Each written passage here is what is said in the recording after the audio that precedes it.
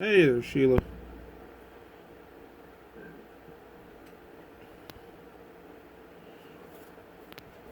I saw where there's a pretty good amount of parts in chapter 36 that really need to be touched on. That you kind of look at because it's basically the lineage or the genealogy of Esau, um, where he became a country of his own just outside the land of Canaan. And so I was going to read the verses 1 through 8 first. And let me open in a word of prayer. Lord Father, just thank you for this day, and just thank you for just all that you've been doing, all the work that you're doing, and just the way that you're being with just the people who are following you and being with you. Father, just ask you to just bless this lesson and just bless the rest of this day as we go. Just be with those who are traveling and to the churches that are opening back up, Lord. Just thank you and praise you. In the name of Jesus we pray. Amen.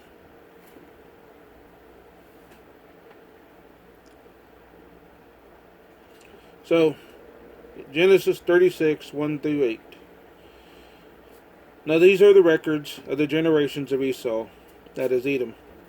Esau took his wives from the daughters of Canaan: Adah, the daughter of Elon, the Hittite; Oholibamah, the daughter of Anna, the granddaughter of Zibeon, the Hittite; also Basemath, Ishmael's daughter, the sister of Nebaioth. Adah bore Eliphaz to Esau, and Basemath bore Reuel, and Oholibamah bore Jeush, Jalam, and Korah. These are the sons of Esau who were born to him in the land of Canaan. Then Esau took his wives and his sons and his daughters and all his household and his livestock and all his cattle and all his goods which he had acquired in the land of Canaan, and went to another land away from his brother Jacob, for their property had become too great for them to live together. And the land where they sojourned could not sustain them because of their livestock. So Esau lived in the hill country of Seir. Esau is Edom. Now we see where Esau gets the name Edom. Back, I believe, in chapter 26 or 27. Whenever he wants some of the stew that Jacob is making. And so he looks at him and he says, give me some of that red stuff. And then on top of that, Esau has came out of the womb covered in red. And so this whole idea of this color red is associated with Esau. And so that's why he's called Edom. Which later he'll use for an entire nation's name. But it says that Esau took his wives from the daughters of Canaan. Now we have 3 different names here. But Esau actually had 4 wives. Because in chapter 26, 26:34, go back there.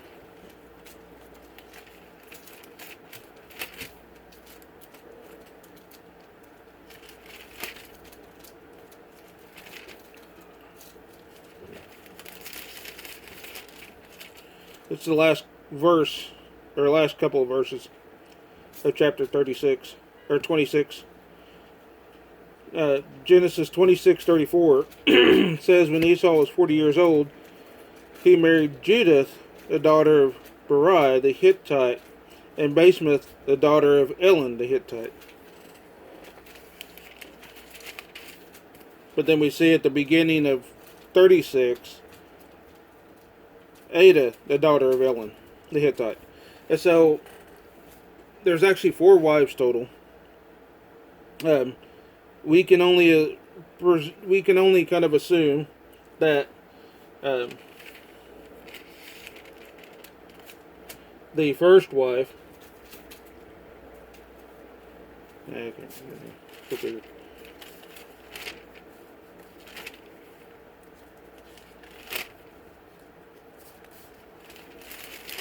But that first wife that he had, Judith, that she had died, and she didn't have any sons to basically carry her name through.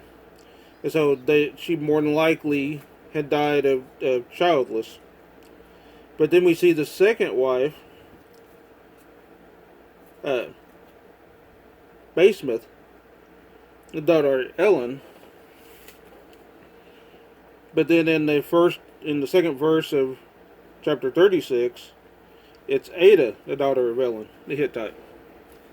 And so, not only does he not have a wife mentioned in chapter 36, but his second wife, actually, that he took, was changed from Basemath to Ada.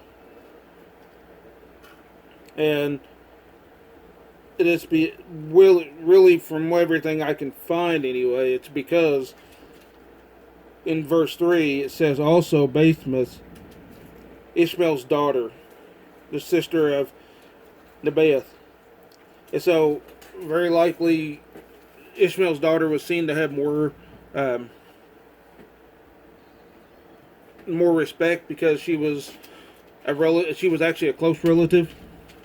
And so she was able to keep her name, and the second wife, that was also named Basemath,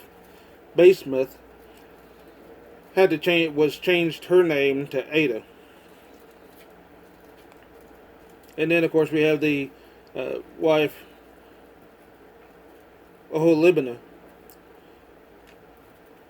daughter of Anna, granddaughter of Zibeon, the Hittite.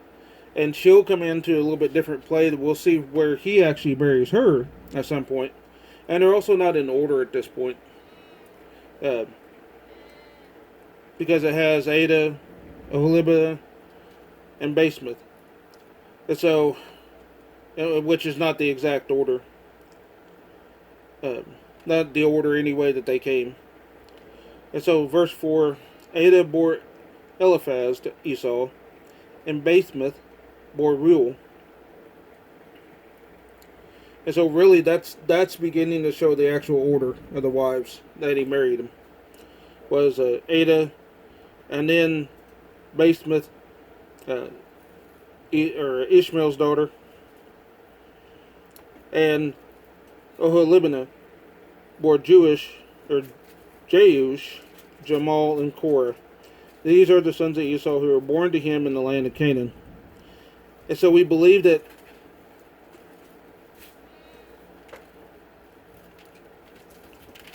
it's kind of questioned about a couple of the sons, because we see where one of the wives comes in later. But for right now, it's he had sons born in Canaan whenever he was still living close to where his parents were. Because we see him that he's already married at the point that Jacob gets his birthright. So we know he's already married there. We know which two wives he has. And so those two wives, or actually three, because he later, after Jacob gets the birthright and he gets the blessing, and he's fixing to go off to, or he's headed to Panorama, that we see Esau actually marry Ishmael's daughter. And so there's the three wives. They're actually those three are actually gained in Canaan. And then at some point we see that Jacob and Esau come back together. They make amends with each other. And they try to live in somewhat of the same area. But obviously this is not going to ever work. And so it says in verse 6, then Esau took his wives and his sons and his daughters and all his household and his livestock and all his cattle and all his goods which he had acquired in the land of Canaan, and went to another land away from his brother Jacob.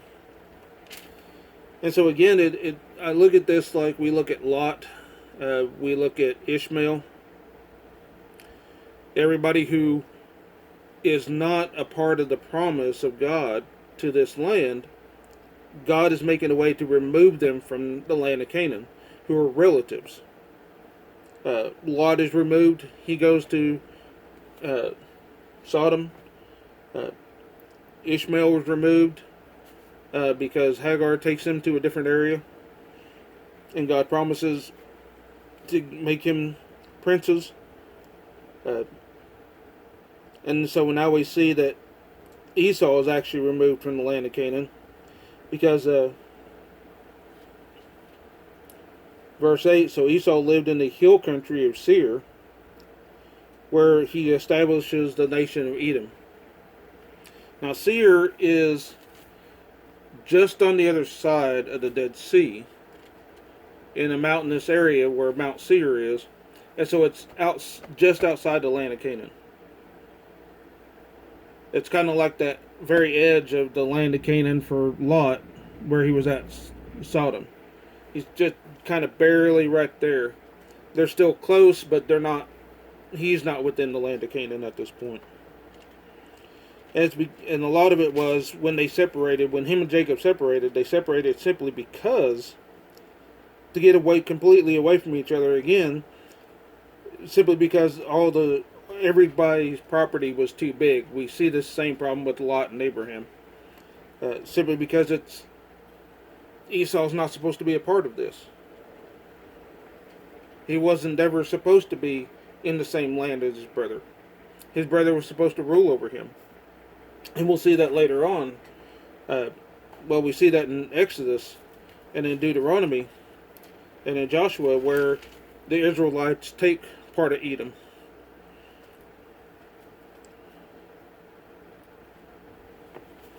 But again, before Esau and Jacob came together, Esau was already in this other area. He had been in this other area for a while, and he came to meet his brother. And that's when they came back together. And then he left again to go into this other area to establish his own nation. And so verse 9 down through 14. These then are the records of the generations of Esau, the father of the Edomites, in the hill country of Seir. These are the names of Esau's sons: Eliphaz, the son of Esau's wife Adah; Reuel, the son of Esau's wife Basemath. The sons of Eliphaz were Teman, Omar, Zepho, Gatam, and Kenaz. Timnah was a concubine of Esau's son Eliphaz, and she bore Amalek to Eliphaz. These are the sons of Esau's wife Adah. And right there, kind of stop right there. And we're going to start seeing a pattern here that we don't see with anybody else, really. Because instead of them saying these are the sons of Esau, they keep naming the wives. They don't name Esau. And so Esau has made himself such a outcast to some degree that God doesn't even allow, he really doesn't allow even Esau to be mentioned in this genealogy in the way that he's supposed to be. God has said, look, I'm just going to leave your wives in here. I'm not going to leave you in here. And so we see that, we know that Eliphaz, the son of Esau's wife, had Teman, Omar, Zepho, Gatam, and Kenaz, and then Amalek. And in verse 13, these are the sons of Reuel, Nahath, Zerah, Shammah, Mizah. These were the sons of Esau's wife, Basemath. So again, it just keeps naming the wives and not Esau, and establishing the sons to belong to the wives, not him. These were the sons of Esau's wife, verse 14. Oholibamah, the daughter of Anna, the granddaughter of Zibeon. She bore to Esau Jeush, Jamal, and Korah. And so we have all the sons of Esau here, but then it kind of it throws an extra one in there to some extent. Verse 15, these are the chiefs of the sons of Esau. And the chiefs, it means that instead of just the sons, and now we have heads of clans or heads of tribes. And so they're calling themselves chiefs simply because there's multiple ones. They have multiple tribes. We see that with all the different sons. They kind of have their own tribes.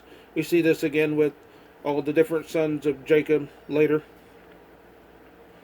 And so these are the chiefs of the sons of Esau, the sons of Eliphaz, the firstborn of Esau. And so that's where we know that obviously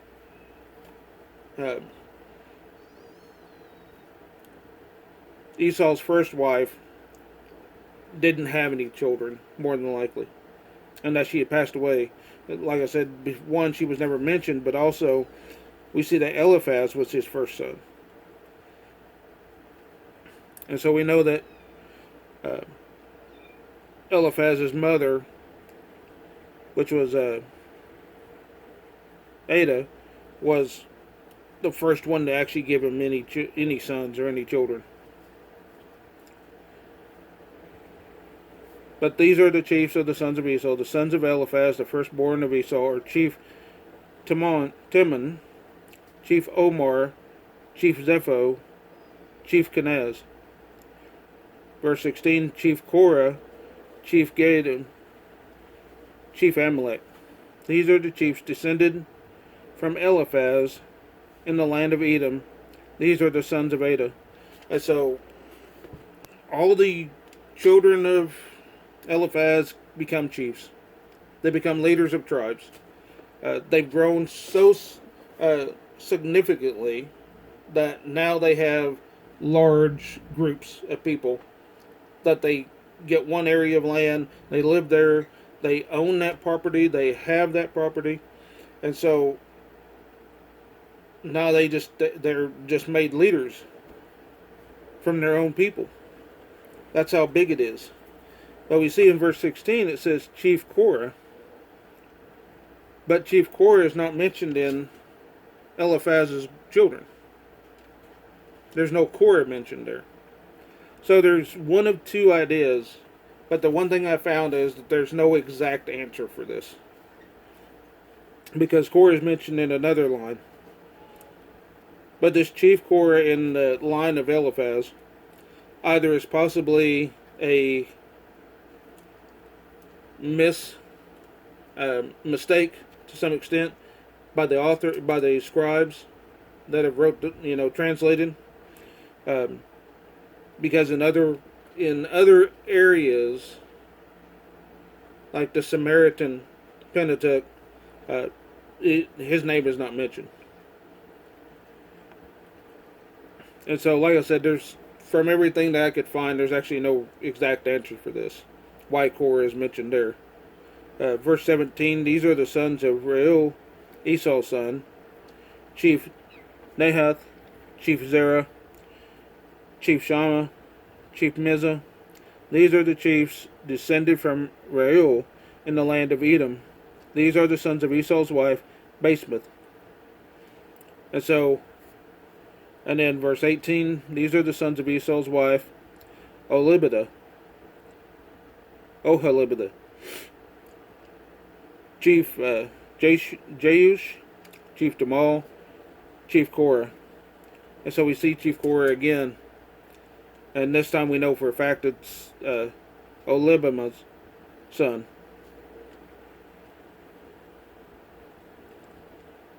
These are the chiefs descended from Esau's wife, Oholibamah, the daughter of Anna. These are the sons of Esau, that is Edom, and these are their chiefs. And so, like I said, Esau's family has grown so significantly that just the same as what each person would have as far as um, having an establishment of their own, that they would own the land, that they would own a place. That's what's happened here. And so each group of families has their own leader. Um, we see this with like the Native American tribes. Each Native American tribe had their own chief that took care of everything. And so these men were responsible for taking care of their groups, their cities, whatever they were living in.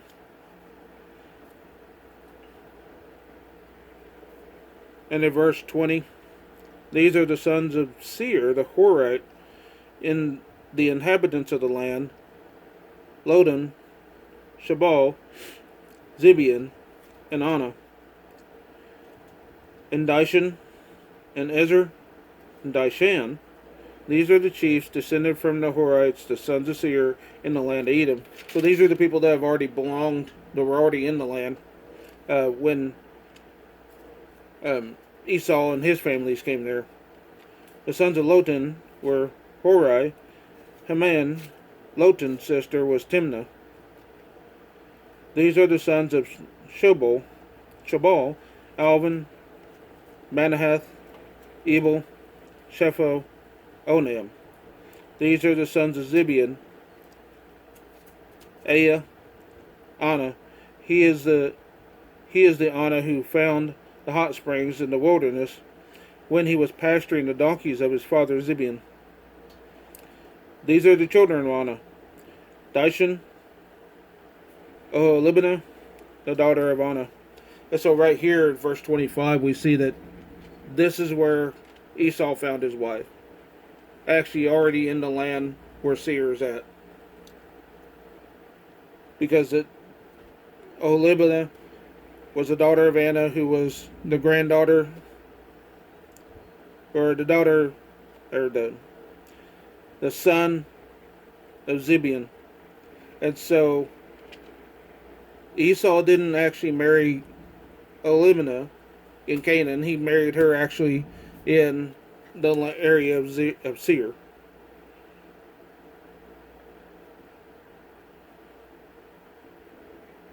And then verse 26, these are the sons of Dishan: Himdan, Eshbon, Ithran, Sharon. These are the sons of Ezer: Bilhan, Zavan, Achan. These are the sons of Dishan, Uz, and Aran. These are the chiefs descended from the Horites: Chief Lotan, Chief Shobal, Chief Zibeon, Chief Anna, Chief Dishon, Chief Ezer, Chief Dishan. These are the chiefs descended from the Horites according to their various chiefs in the land of Seir. Now these are the kings who reigned in the land of Edom before any king reigned over the sons of Israel.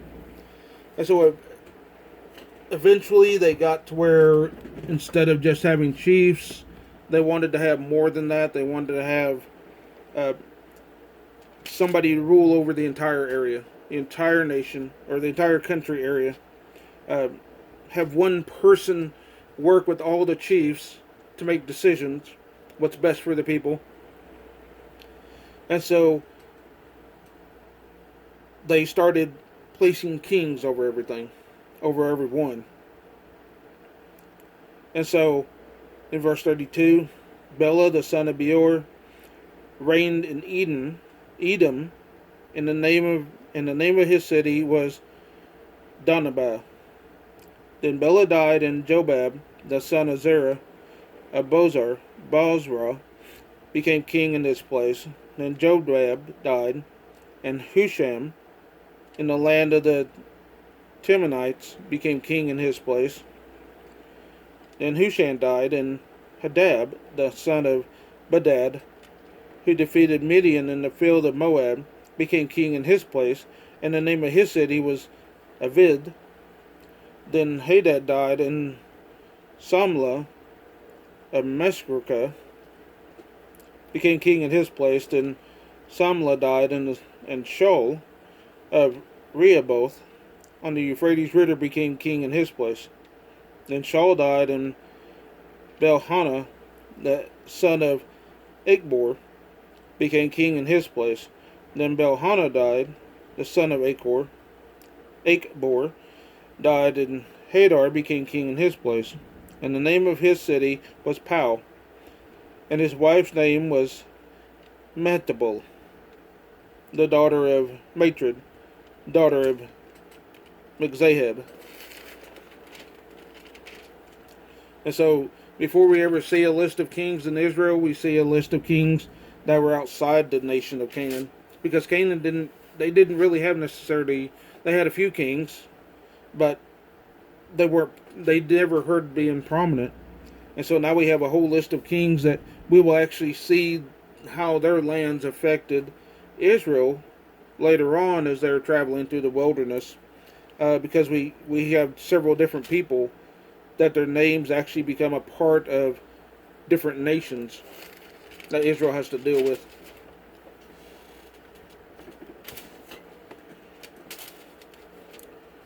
Now these are the names of the chiefs descended from Esau according to their families and their localities by their names: Chief Timnah, Chief Alva, Chief Jetheth, Chief Oholimina, Chief Ella, Chief Pinon, Chief Kenaz, Chief Timon, Chief Mebzar, Chief Magdiel, Chief Eram.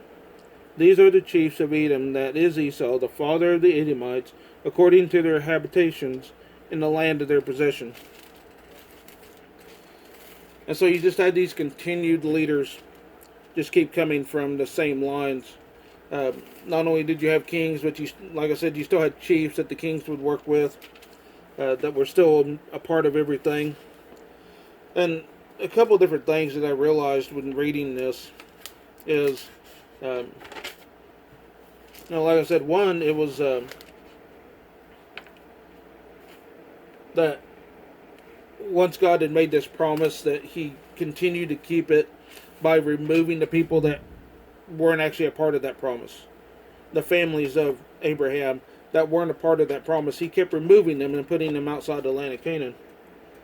And then kind of the second one was that God keeps the people of the promise waiting to show them where their hope should live in God, teaching them to be content, trying to teach them God's perfect timing will always be better than just having something at our own expense all the time. Because everything that we see here is that each person has gone down to the point that where they've owned land, they've owned places, they've had cities, and each one of the other, Abraham, Isaac, and Jacob, have all been sojourners in the land of Canaan, to where they don't actually ever own, and they're not supposed to ever own actual property. They're simply just supposed to be there to live and then grow as God has them to grow, until He keeps putting them where He needs them to be. But Esau, we see Ishmael have his own land. We see Lot have his own land. We see Esau have his own land. And so everybody outside of that promise keeps getting what they want right now. And God says, it's better to wait to see what I'm going to do. So, I want to make sure you can get finished in case anybody wants to head to the church. So I appreciate all y'all being here. Like I said, I know it's probably pretty early for some. That's why I had a little bit lesser of an audience, which that's okay. But again, I appreciate everybody being here. And if anybody had any questions or anything else you'd like to add.